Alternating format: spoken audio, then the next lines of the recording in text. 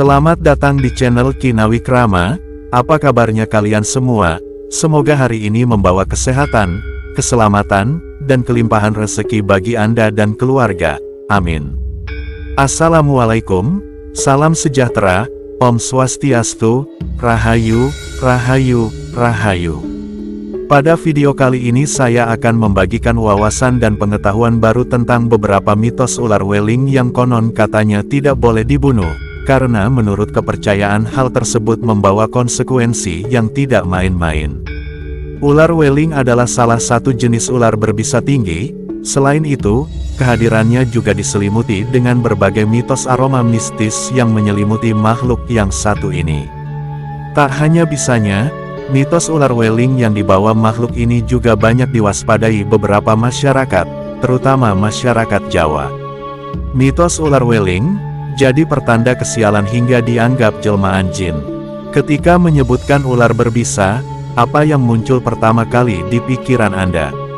Sebagian orang mungkin akan langsung teringat dengan ular kobra.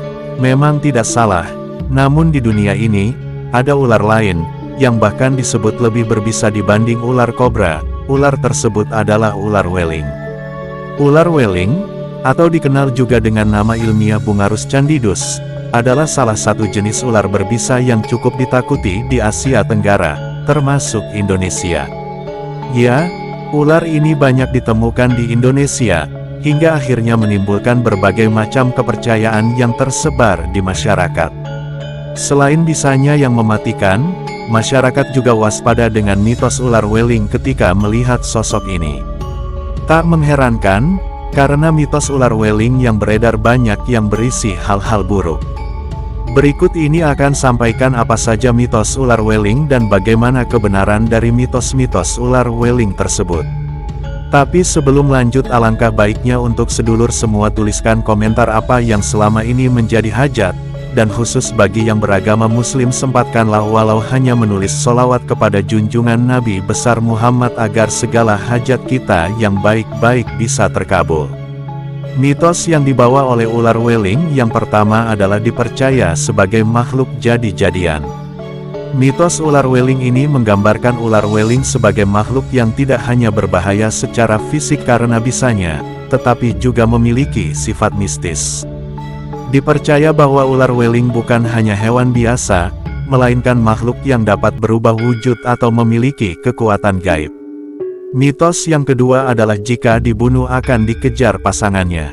Menurut mitos ular weling ini, membunuh ular weling dapat menimbulkan konsekuensi serius karena pasangannya akan mencari dan mengejar pembunuhnya sampai dapat untuk membalas dendam. Hal ini mencerminkan kepercayaan bahwa ular weling memiliki ikatan pasangan yang kuat dan setia, sehingga kematian salah satunya akan memicu balas dendam dari yang lain.